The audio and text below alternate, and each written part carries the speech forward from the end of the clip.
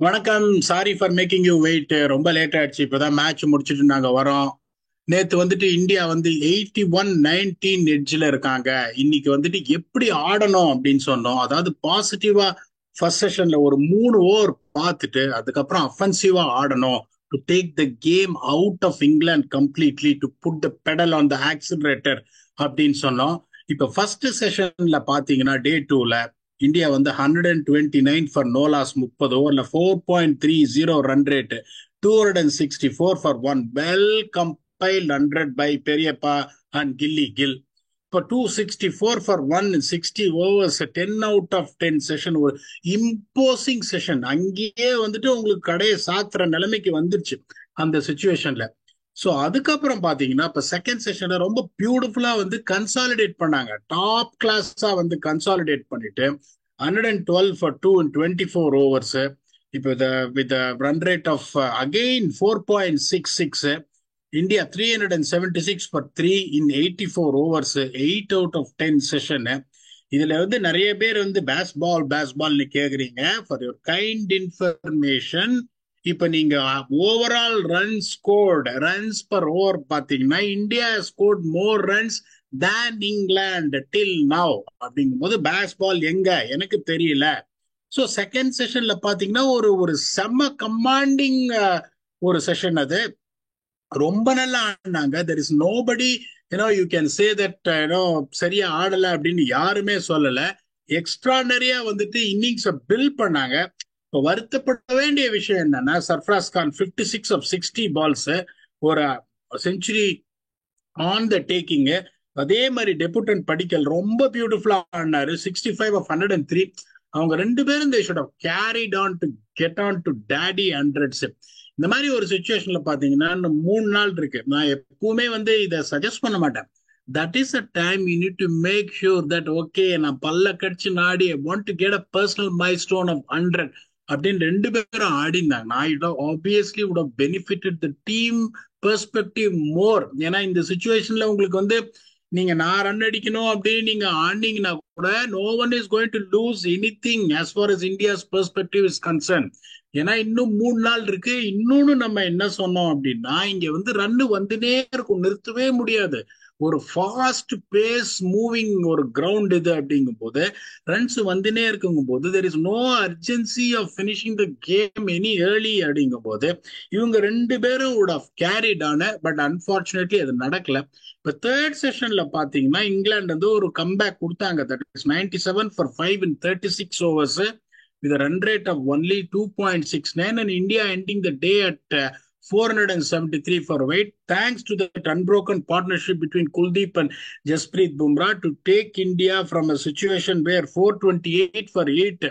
இப்ப அங்க இருந்து நீங்க பாத்தீங்கன்னா ஓகே இன்னைக்கே ஆல் அவுட் ஆயிருப்பாங்கன்ற மாதிரி ஆயிடும். இன்னொன்னு நம்ம திருப்பி திருப்பி ரிப்பீட் பண்றேன், ஃபர்ஸ்ட் செஷன்ல தரம்ஷாலால விக்கெட் விழாது. செகண்ட் செஷன் தேர்ட் செஷன்ல தான் விக்கெட் விழும். முதல் 20 ஓவர்ல விக்கெட் விழாது, அதுக்கப்புறம் தான் விக்கெட் விழும். அப்படிங்கும் போது இவங்க ரெண்டு பேரும் எவ்வளவு ப்ரொலாங் பண்றாங்களோ நாளைக்கு மார்னிங் வந்துட்டு that is going to benefit India in largest perspective. ஒன்னு என்னன்னு பாத்தீங்கன்னா ஆல்ரெடி 255 ரன்ஸ் அஹெட். சரித்திரமே கிடையாது இந்தியாலாம். நான் என்னோட கணக்கு என்னன்னா, இந்தியால வந்து 110 ரன்னு மேல நீங்க லீடு எடுத்தீங்கன்னா நீங்க தோக்கறதுக்கான வாய்ப்பு கிடையாது, கன்சிடரிங் த ஹோஸ்ட் டீம். அது உங்களுக்கு ஹைதராபாத்ல ஒரு இதுல மாறிச்சு அப்படின்னா there was a reasons which we specifically gave after every day review why unfortunately they lost. அப்படிங்கும் போது 110 ரன்னுக்கு மேல நீங்க போனீங்கன்னா, particularly 255 runs with 3 days to go.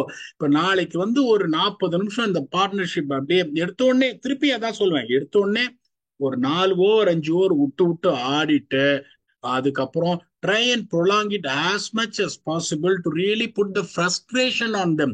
ஒரு 300 ரன் லீடு போறீங்க. இப்ப அதுக்கப்புறம் லஞ்சுக்கு முன்னாடி ஒரு 10 ஓவர் 9 ஓவர் ஆடணும், ஒரு 300 ரன்ஸ் பிஹைண்ட்.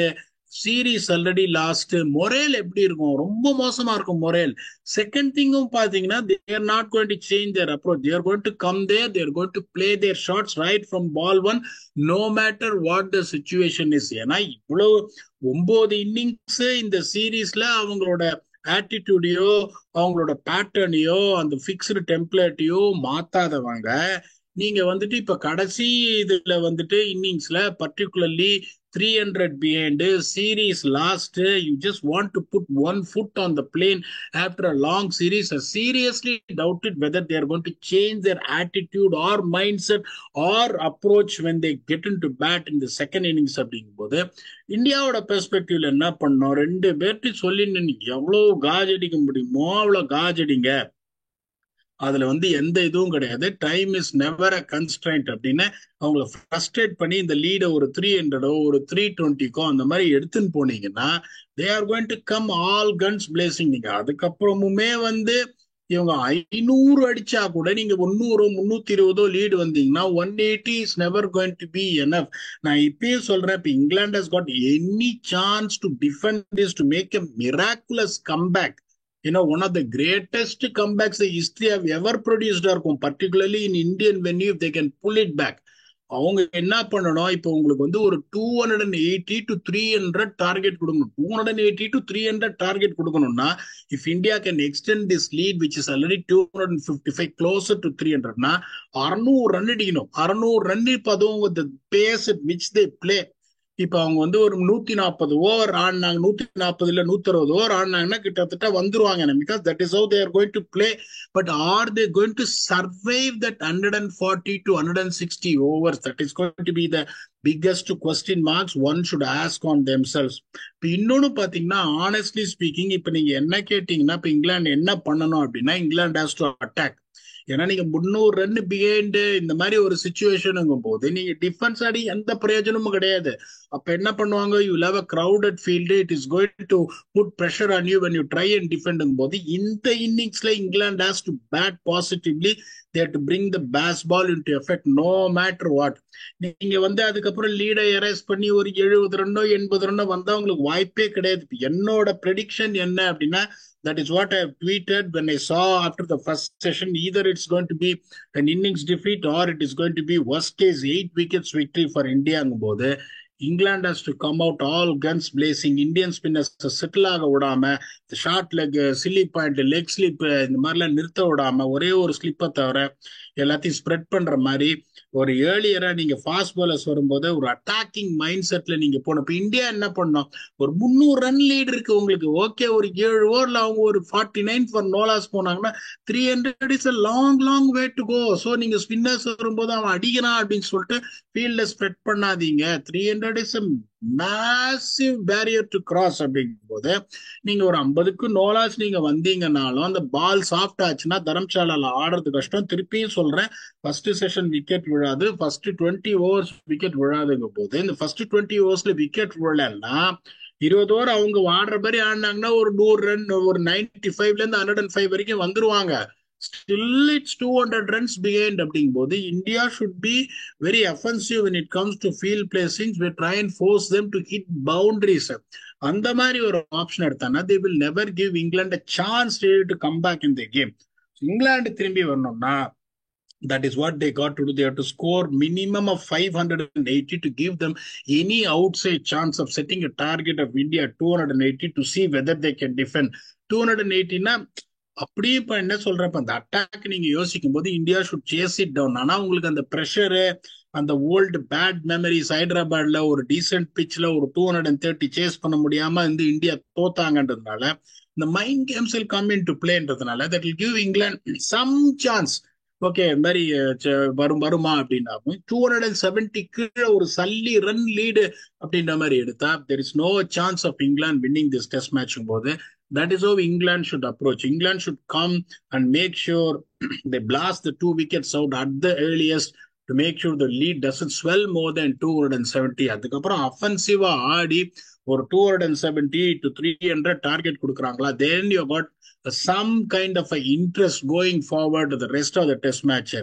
இல்ல அப்படின்னீங்கன்னா ரீட நீங்க எரேஸ் பண்ணி ஒரு 120 130 வந்தாலும் my call is definitely going to be India is going to win by 8 wickets. நான் என்ன நினைக்கிறேன், என்னை பொறுத்த வரைக்கும் India is going to win by an innings. If not by an innings, they are going to cruise through by 8 wickets, which they thoroughly deserved where England had an advantage of batting first on a true wicket. திருப்பி நாங்க சொன்னதே தான் repeat பண்றோம். இது நல்ல pitch to பேட்டா, நாளைக்கு லேட்டரான்ல இருந்து கொஞ்சம் உடைய ஆரம்பிக்கும். இப்போ உடைய ஆரம்பிச்சு கொஞ்சம் பவுன்ஸ் ஜாஸ்தியா இருக்கும். மற்ற பிச்சர்ஸ் எல்லாம் பாத்தீங்கன்னா அந்த bounces on the lower side, தரம்சாலால bounce will be on the higher side because of the strong nature அந்த hard nature of the pitching போது புஷ் புஷ்னு மேல வரும். அப்படிங்கும் போது that is what exactly Indian spinners would cherish to. இங்க ஜடேஜா, அஸ்வின்லாம் நிறைய விக்கெட்ஸ் எப்படி எடுத்திருக்காங்கன்னா அந்த பவுன்ஸ் வந்து அன்இவனா அந்த ஹையர் சைடு இருக்கும்போது நிறைய விக்கெட் எடுத்திருக்காங்க. where the short leg comes into the picture, அதுக்கப்புறம் மேல போயிட்டு அந்த ஸ்லைஸ் ஆஃப் த பேட்ல அடிச்சு ஸ்லிப்புக்கு போறது, that is where they have been successful. அப்படிங்கும்போது this is what the pattern both the teams to look to make sure they gain advantage. England சீக்கிரம் all out பண்ணிட்டு they have to go there with all guns blazing no matter what. Anyway, the series is start. India has to prolong the innings and frustrate England and extend the lead as much as possible. அந்த மாதிரி போய் ஒரு டப்பு டிப்புன்னு ஒரு 3 wicket குவிக்கா விழுந்ததுன்னா there is a good chance that match might end up even tomorrow. The India has done everything. நேத்து 81-19 அட்வான்டேஜ்ல இருந்தாங்க. இன்னைக்கு it has gone slightly more to 83-17. நாளைக்கு either if they are going to maintain that lead or the game is going to get over, you never know. Hopefully tomorrow நம்ம octopus நம்மளை வந்து join பண்ணுவாரு. Until we come back and entertain you for day 3 review on where India sit. The match is still going to be going on, continuing for day 4, or what ascendancy if India is going to have if the game progresses to day 4. இதை நாளைக்கு வந்து பார்ப்போம். Until we come back and entertain you, thanks a lot and bye bye.